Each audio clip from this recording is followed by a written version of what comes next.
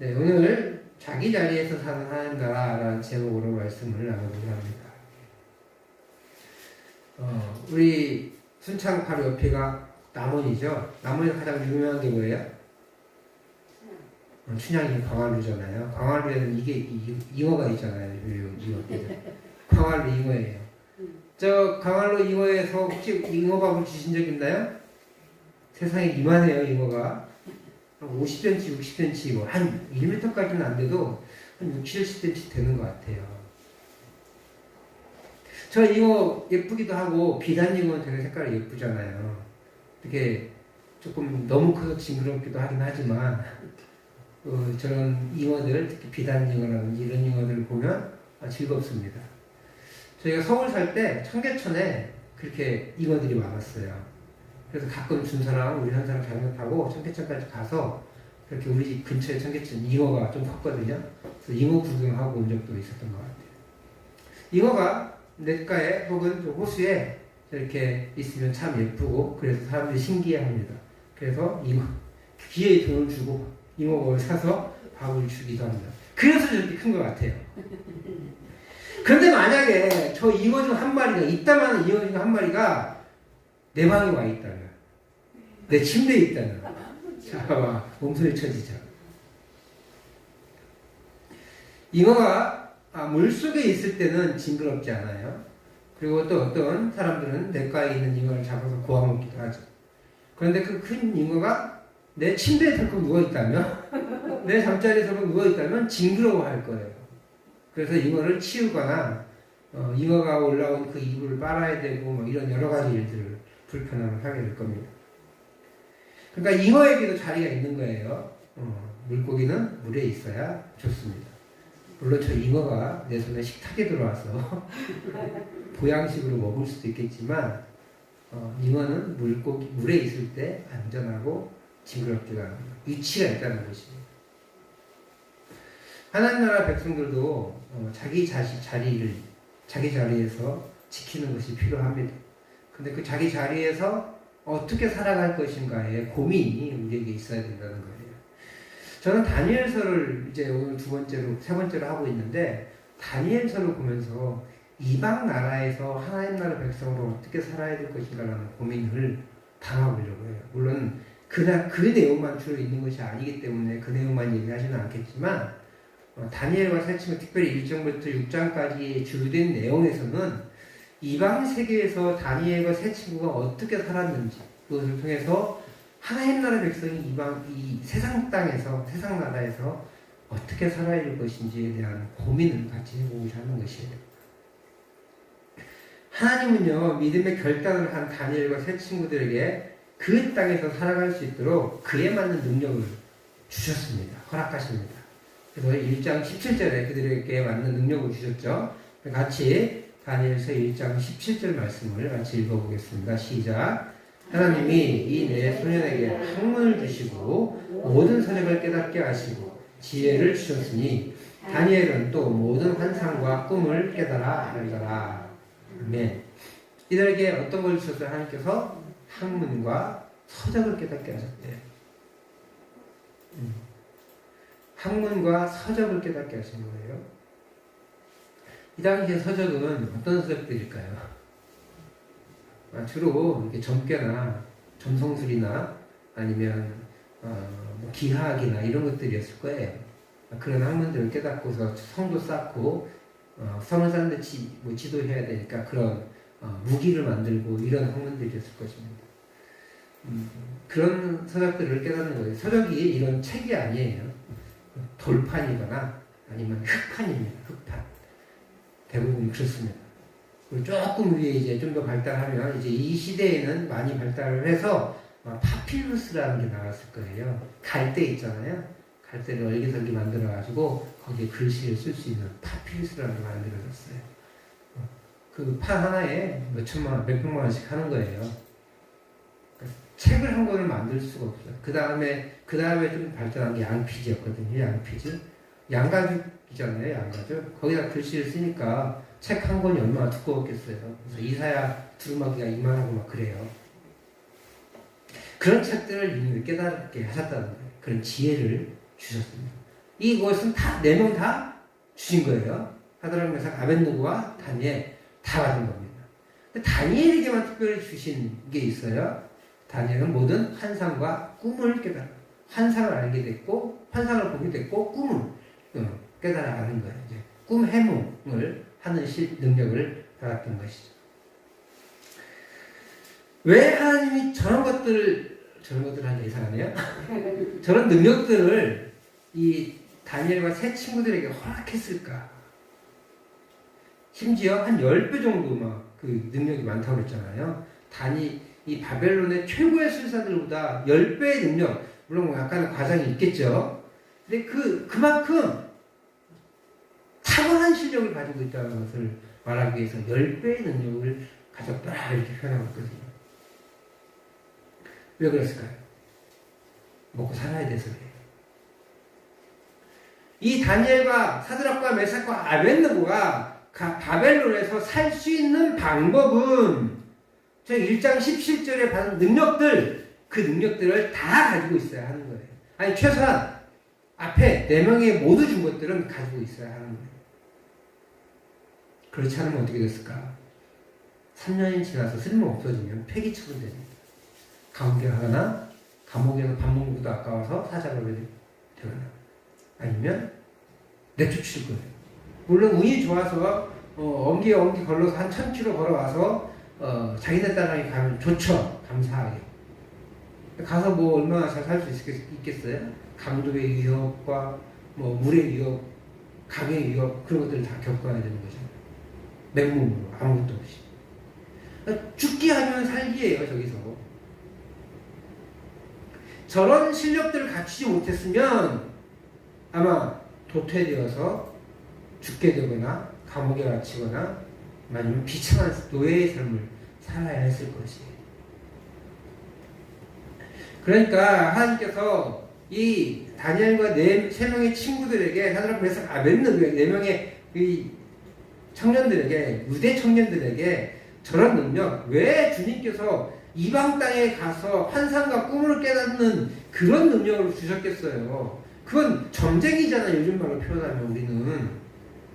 근데 점성술사가 되게 하신 거예요. 어떻게 보면 하나님이 하나님의 믿음으로 살겠다고 한 다니엘에게 점성술사가 되게 하신 거예요. 어떻게 보면 멋있어 보이잖아요. 오늘 본문을 다 읽지 않았지만 꿈 이야기를 듣고 아니 심지어 듣지도 않고 꿈이 뭔지도 알려주고 해석해주는 거 멋있어 보이죠. 우리가 꿈자리가 드는 사람 어디 가요? 원래는 무당한테 가잖아요. 뭐가 달라요? 근데 이런 일을 왜 허락해 주셨을까? 그것은 그 나라에서 이들이 살 수 있는 유일한 길이었기 때문이에요. 그러니까 어떻게 보면 하나님은 이름을 바꾸는 것도 중요하지 않았고요. 어떤 일을 하는지도 중요하지 않았는지도 몰라요. 어떻게 사느냐, 얼마큼 정직하게 사느냐 그 와중에서 저것이 꼭 나쁜 것은 아니었다는 거예요. 우리가 이 장의 결과로 알겠지만 하나님이 느부갓네살에게 주신 그 꿈을 해석하심으로 하나님의 통치가 전 우주를 통치하신다는 것을 명확하게 보여주고 있잖아요.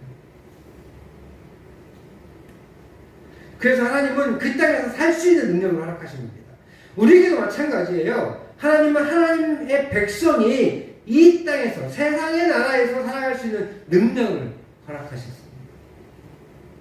각자의 형편에 맞게 어떤 사람은 지혜와 지식을 깨달아서 조금 더 상류층에 가서 그 그리스도의 역할을 감당하게 하고요. 정략을 감당하게 하고 어떤 사람은 땅을 기경하며 살 수 있는 지혜를 허락하셨고 환경을 허락하신 거예요. 왜 나를 여기에 보내셨고 왜 나를 여기에 태어나게 하셔가지고 이렇게 원망하실 것이 아니라 하나님이 이 땅에서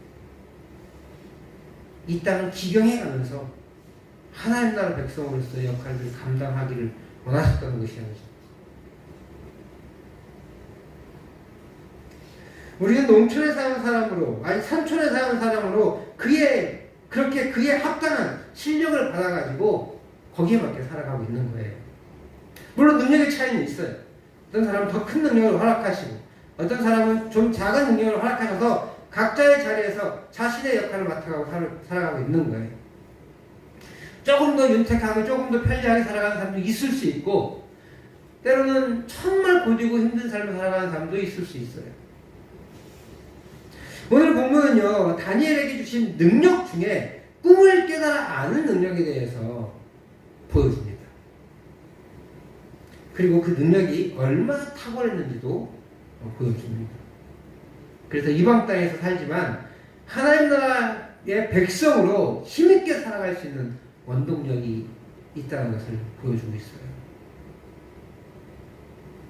오늘 본문의 말씀을 잠깐만 요약해보죠. 어떤 상황이냐면 느부갓네살의 정권을 잡았습니다.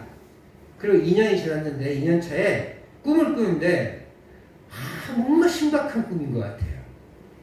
근데 깨어나서 사람들을 다 불러가지고 딱 얘기하려고 하니까 꿈이 생각이 안 나네. 그래가지고 꿈 얘기를 해줘야 되잖아요. 그냥 꿈을 해몽을 하는데 생각은 안 나고 그러니까 살짝 돌렸습니다. 내가 꿈을 꿨는데 분명한 무슨 의미가 있다. 근데 그 꿈을 너희들이 맞춰라. 아니 말이 안 되잖아요. 꿈을 들어야 꿈을 맞출 수 있는데. 그래서 술사들이 얘기합니다. 아니 어떻게 그걸 맞춥니까? 신이나 그런 걸 하시는 거지. 저희는 신이 아니에요. 임금님. 그러니까 꿈을 말씀해 주십시오. 그러면 저희가 해석해 드리겠습니다. 느부갓네살이 성질이 굉장히 급했나 봐요. 아니 말할 수 없어. 사실은 까먹는 건데 말할 수 없어. 너희들이 말해. 그래야 내가 너희들의 해석이 진짜인지 알 거야. 알 수 있을 것 같아. 안 그러면 너희들은 다 사형에 처할 것이야.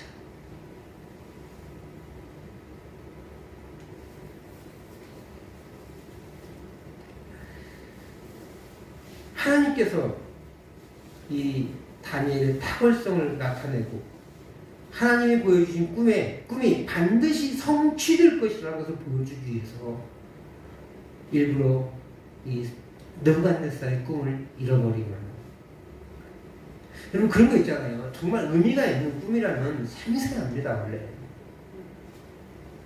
너무 좋았던 꿈이라면 생생하게 기억나는 꿈은 한두 개쯤 있지 않습니까?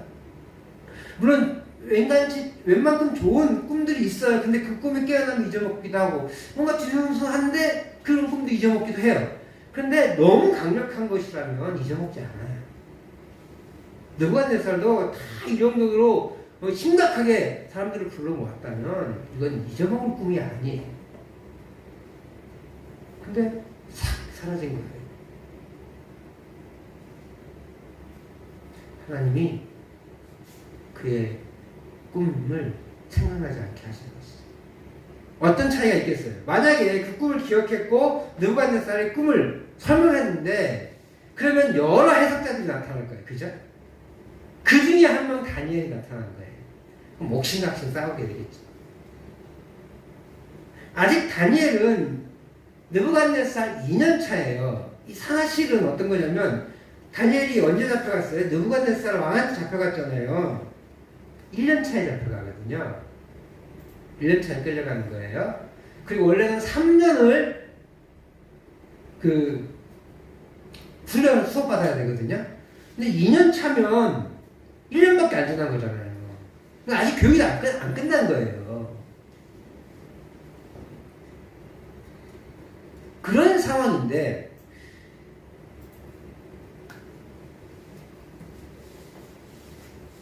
그 다니엘이 자리를 확실하게 못 잡는 그런 시간이거든요. 그렇기 때문에 더 많은 사람들이 더 지위가 높은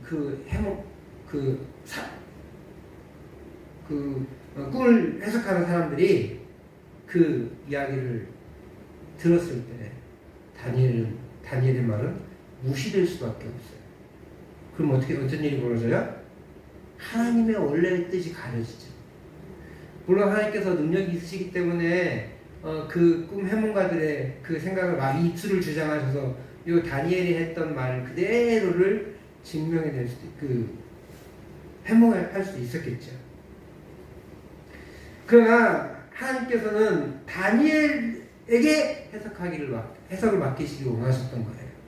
왜냐하면 하나님의 나라가 더 하나님이 주도하심을 분명히 알게 하고 또 다니엘의 태도도 하나님께서 봐야 될 필요가 있었기 때문에 그런 것 같아요.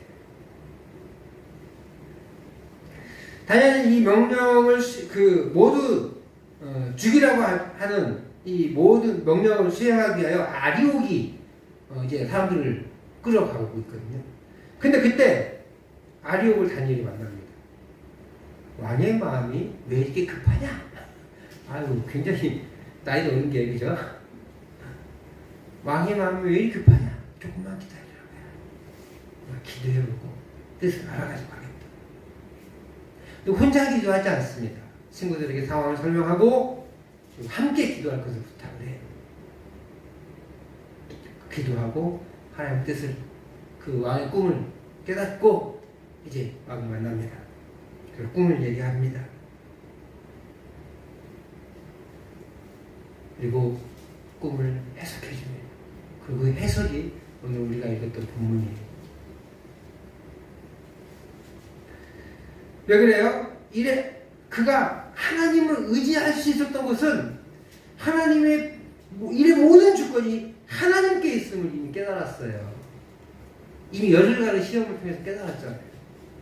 그렇기 때문에 이 사드락 메삭 아벳느고의 기도를 부탁하고 하나님의 뜻을 깨닫고 이제 과감하게 느부갓네살 앞에 나아간 거예요. 느부갓네살의 왕의 꿈은 이거입니다. 보여주시죠. 이제 보여주면 돼요. 네, 이 신상이에요. 저희 두 번째가 조금 색깔이 이상한데 저게 은이에요. 은. 첫 번째가 금. 이 머리는 금이고 이 가슴과 두 팔, 이 가운데 있는 이 부분은 은이에요. 당연하게도 금보다 은이 못하죠. 그래서 금은 느부갓네살을 얘기하고 느부갓네살이 건설한 바벨론을 의미합니다. 그리고 이 가슴 부위는 은, 그 다음에 일어날 메대 혹은 메대. 어떤 사람들은 메대와 바사, 페르시아 두 나라라고 얘기하시는 분도 계시고 잘 몰라요. 그러니까 어떤 분은 메대만 의미한다라고 하시는 분도 계세요. 그리고 세 번째는 이제 놋이에요. 놋을 페르시아라고 보시는 분도 계시고 놋을 그냥 페르시아라고 보는 분 계시고 여러분들이 해석이 있어요. 마지막에 이제 이 철을 로마라고 보시는 분들이 많은데 로마가 아니고 그냥 어떤 분은 여기를 페르시아라고 보시는 분도 계세요. 이게 잘 몰라요, 사실은. 역사의 흐름을 잘 모릅니다. 어쨌든 그 네 개의 나라들이 생겨날 것인데 마지막에 발은 철이랑 진흙이 섞일 거라는 거예요. 이게 말이 안 되잖아요. 철에 진흙이 묻으면 괜찮은데 철과 진흙이 섞여가지고 발을 만들었네. 어디가 제일 튼튼해서 잘 설 수 있어요? 발이잖아요. 다리까지는 괜찮아. 점점 사실 튼튼한 거예요. 놋이 은보다 세거든요. 철은 너무 튼튼한 거고 다리는. 근데 하필 발이 진흙과 섞여 있어요. 깨지기 쉬운 거죠. 그리고 발가락까지 염두에 둔 거 보면 그 위에 여러 나라들이 갈라지는 것까지도 염두에 둔 것 같아요. 바벨론 이후의 나라들을 보여줍니다. 중요한 건 34절이에요. 34절 말씀 같이 읽어볼게요. 시작. 또 왕이 보신즉 손내지 아니한 돌이 나와서 신상의 쇠와 진흙을 내 발을 쳐서 부서뜨리매. 뭐가 나왔대요? 손대지 아니한 돌. 자, 아까 다시 신상으로 가볼까요? 저 옆에 있는 모든 것을 부수고 여호와이신 하나님의 나라라고 하고 써 있는데 보이시나요 혹시? 저 돌 엄청 큰 돌 같아요. 저 큰 돌이 쳐서 신상이 무너져 버린 거예요.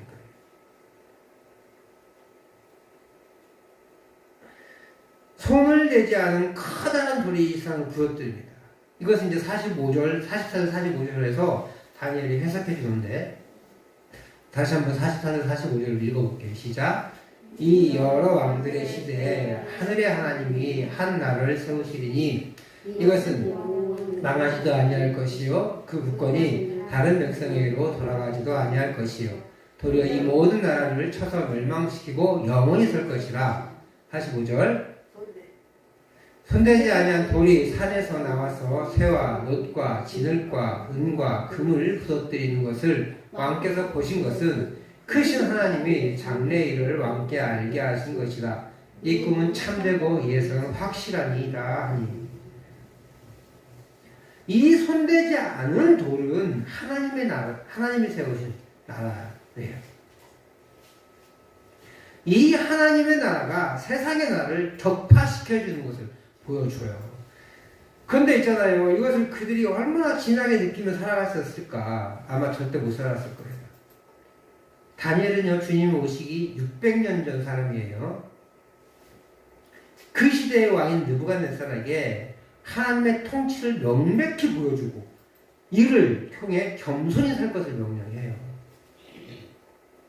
그런데 3장에 보면 그가 교만하여서 자기를 섬기게 하고 그 사드락과 메삭과 아벳네고를 풀무에 던져버리죠.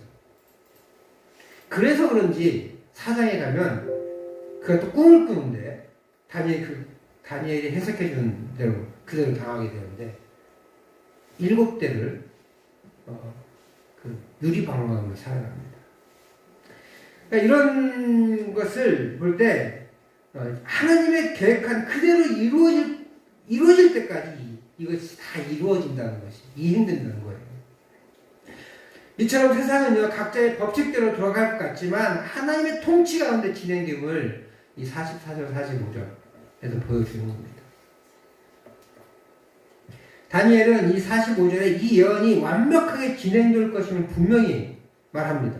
다시 다음 장으로 넘겨서 45절 말씀을 한번 읽어볼게요. 시작. 손대지 아니한 돌이 산에서 나와서 쇠와 놋과 진흙과 은과 금을 부서뜨린 것을 왕께서 보신 것은 크신 하나님이 장래의 일을 왕께 알게 하신 것이다. 이 꿈은 참되고 이 예상은 확실하니이다. 자, 마지막 말은 안 해도 되겠죠. 근데 다니엘이 굳이 했던 것은 하나님께서 강한 확신을 줘서 이 말을 하게 하신 거예요. 왜요? 반드시 이 꿈이 이루어질 것이고 자기의 해석이 틀리지 않을 것이고. 우린 역사를 통해서 알죠, 그죠? 페르시아, 바벨론 이후에 메데, 바사, 그 다음에 그리스, 헬라라고 하는 그리스, 그 다음에 로마, 그 다음에 뭐 셀루키드 왕조, 이런 여러 왕조들을 생겨납니다. 그리고 AD 01년에 원래는 그 주님 오신 그때 2000년 지나서 2000년 전에 주님 오셨죠. 원래는요 주님이 오신 날 기점으로 1년을 잡았어요. 그래서 나중에 알고 보니까 계산이 잘못된 걸 나중에 깨달았어요. 그래서 예수님 오시면은 BC 그 기원 전 한 4년에서 6년 사이일 거라고 추정을 해요. 정확히 몰라요 사실은. 원래는 그렇게 잡았는데 이제 예수님 오신 그 해를 기준으로 딱 모든 역사를 다시 바꿨는데 알고 보니까 계산을 잘못한 거야. 그래서 조금 틀려졌어요. 어쨌든 예수님이 지금도 2000년 전에 오셨는데 그 시점에 이 모든 나라도 이루어지고 마침내 예수님 십자가 사건에서 죽으시고 부활하셔서 이 모든 세상의 나라를 깨부신 거죠. 보이진 않지 깨진 게. 더더군다나 우리는 기독교인으로서 예수님을 믿기 때문에 그것이 완성되었고 하나님의 뜻이 이루어졌다는 것을 분명히 알지만 세상의 사람들, 지금 이 시대에도 세상의 사람들은 느부갓네살의 그 꿈이 이루어지지 않았다고 볼 거예요. 더더군다나 우리는 역사를 통해서 알고 있지만 그래서 의미만 그들에게 부여해줘도 그런가 보다, 예수 믿지 않더라도 그런가 보다 하고 넘어갈 수 있겠지만 이 600년 전의 사람들은 2600년 전의 사람들은 얼마나 의식하면서 살았겠어요. 전혀 의식이 안 되죠. 우리 그런 거 있잖아요. 뭔가 확신이 믿었는데 너무 그것이 안 일어나면 진짜 그게 진짜일까? 라는 의심이 들잖아요. 남편이 나 사랑하는 줄 알고 결혼했는데 나를 위해서 아무것도 안 해주면 저 남자는 나 사랑하는 거 맞아? 뭐 이런 의심 들었잖아요.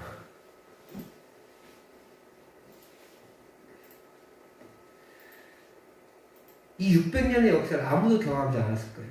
다니엘이 그래도 좀 장수했는데 고레스 3년까지니까 한 100살까지 산 것 같아요. 100살까지 살았어도 그가 예언한 해석한 역사의 6분의 1밖에 안 돼요. 물론 다니엘이 100여 년 동안 살아가면서 70여 년 동안 이제 바벨론에 살아가면서 바벨론이 멸망하는 걸 봤어요. 메대와 바사가 세워지는 봐요. 1장의 마지막 절에 보면 다니엘은 고레스 5년까지 있다라고 표현하고 있죠. 고레스 1년에 죽은 것 같지는 않아요. 왜냐하면 뒤에 가면 고레스 3년에 7장에 가면 고레스 3년에 그가 환상을 보거든요. 그러니까 고레스 3년까지 무조건 살아있어야 돼, 다니엘이. 한 70년을 그날에 살아요. 그러니까, 근데 그 과정에서 바벨론 멸망했지, 메대 멸망했지, 바사가 세워졌어요. 세계 두 개의 나라가 멸망인 거잖아요. 그러니까 어느 정도 느낌이 있을 수는 있을 것 같아요. 그렇지만, 그래봐야 바벨론 하나, 금신상, 그거 하나 멸망한 거잖아요. 금머리. 그러니까 다니엘도 자신이 예언을 했지만, 이것을 다 느끼고 살진 않았던 거예요. 못한 거예요.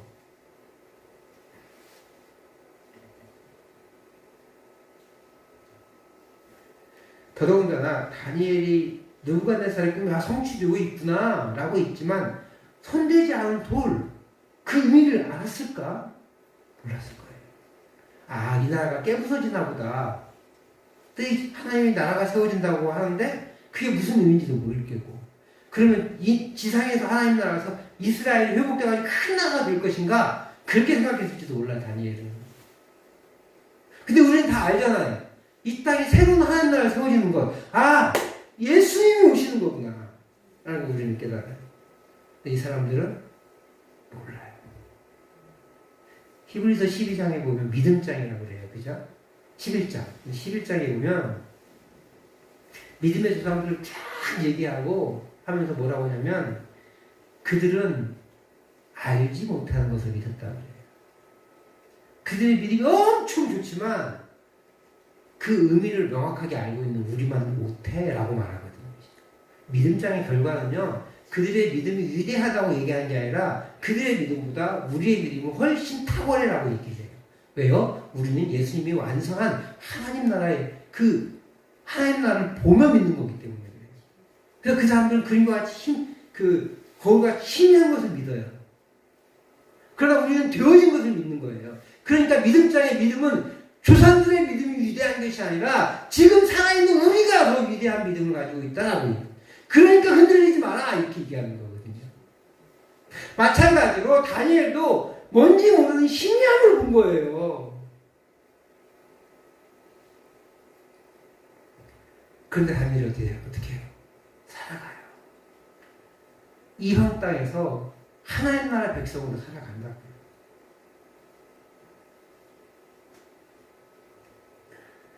그가 그럴 수 있었던 믿음은 이 의미를 다 알아서가 아니라 하나님을 향한 확실한 사랑의 마음이 있었기 때문에 그래요.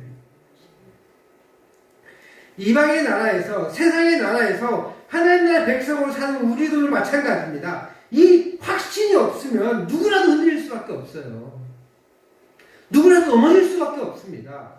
위기라도 없다면 그나마 버틸만 해요. 그런데 다니엘과 새 친구들 보세요. 위기가 없지 않잖아요. 새 친구는 풀물에 빠지기도 하고, 다니엘은 사자굴에 던져지기도 합니다. 목숨을 걸고 피난을 지킨 거잖아요.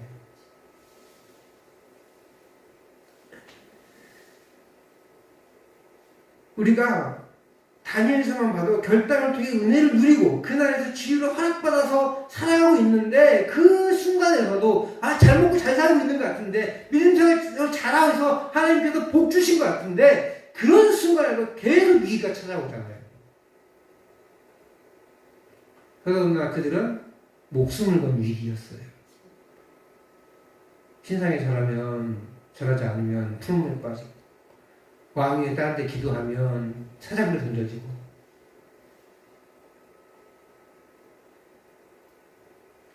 그 흔들릴 수밖에 없는 그 상황에서 확실함이 있었기 때문에 흔들리지 않을 수 있습니다. 이 손대지 않은 도는 예수님을 통해서 완성됩니다.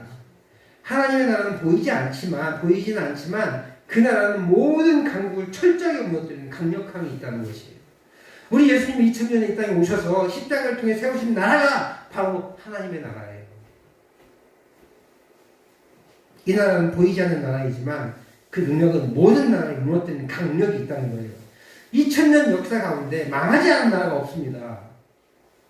근데 우리 하나님 나라는 결코 망하지 않았어요. 얼마나 세상 사람들이 하나님의 나라를 멸망시켜주겠습니까? 로마가 그랬고요. 특별히 중국의 모택동이 문화혁명이라는 것을 해가지고 기독교 말살 정책을 펼쳐요. 근데 10만 명이든 20만 명이든 중국의 기독교 인구가 문화정책이 끝나고 다시 열어보니까 1억 명으로 성장했었어요.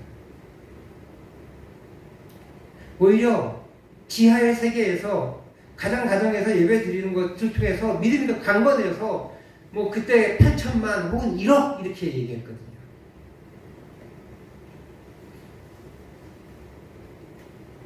어느 나라도 하나님의 나라를 깨부시지 못했어요. 몇몇이 그 하나님의 나라를 이어져 오고 있는 것입니다.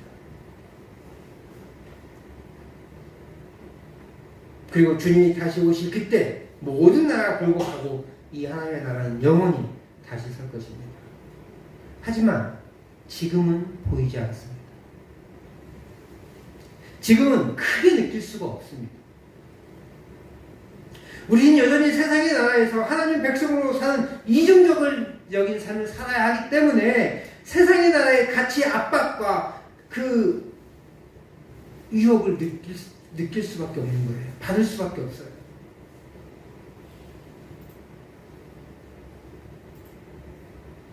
다니엘은 하나님이 주신 꿈을 깨닫는 은사를 통해 하나님의 나라를 세우시는 것을 드러냅니다. 역사의 주관자가 하나님이심을 보여줍니다. 우리도 다니엘처럼은 못하겠죠. 그렇지만 각자의 자리에서 역사의 주관자가 하나님이시고 하나님의 나라가 온전히 세워지는 것을 드러낼 수 있습니다. 우리에게도 그 사명이 있습니다. 다니엘과 비교될 수 없겠죠. 사드락과 메삭과 아벳느고처럼 비교될 수 없겠죠. 한국에 와서 순교하에 가면서 저 양화진 무덤에 묻혀 계신 선교사님처럼 할 수 없겠죠. 근데 그분들조차도 빛도 이름도 없이 남의 나라에 와서 묻혔다고 표현하고 있거든요. 그분들의 희생이 없었더라면 오늘날 대한민국이 이렇게 예수님을 마음껏 믿을 수 있겠어요? 우리 가정도 마찬가지예요. 우리 동네도 마찬가지예요. 우리가 가정에서 하나님 나라를 꿈꾸고 하나님 나라를 세우고 하나님 나라를 위하여 애쓰고 그 나라를 증거해 나간다면 우리 교회, 우리 가정이 세워질 것이에요. 우리 교회가 이 동네에서 하나님 나라를 세우고 하나님 나라를 꿈꾸고 하나님 나라를 펼쳐나간다면 이 동네에 하나님 나라가 온전히 세워질 것이라는 겁니다. 너무 미약해 보이죠, 내 힘이. 우리 교회의 힘이 너무 미약해 보이죠.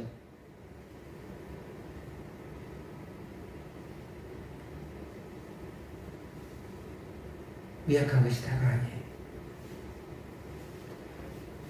미약하면 별 볼 일 없는 것이 아니에요. 하나님은 양을 보시는 게 아니라 우리의 순수한 믿음을 보시는 거기 때문에 그렇습니다. 각자의 자리에서 흔들리지 않고 세상의 나라에서 살지만 하나님 나라의 백성이라는 존재 의식을 가지고 하나님 나라를 살아갈 수 있기를 소망합니다. 삶의 위기 앞에 흔들리지 마십시오. 세상 사람들이 강요하는 것에 넘어지지 마십시오. 오늘 우리는 하나님의 뜻을 따라 하나님 나라의 삶을 살아가는 것이 가장 큰 사명이에요. 그 사명이 있지 않고 내가 하나님 나라 백성으로 말씀대로 살아가고 또 그 하나님 나라를 살지 못한 자들을 위해서 기도하고 그들을 섬김으로 하나님 나라 백성으로 삼아갈 때 우리는 우리의 사명을 잘 감당하는 것입니다. 우리가 그 사명이 있지 않고 오늘을 살아내는 우리 귀한 성도님들 되시기를 주의 이름으로 축복합니다.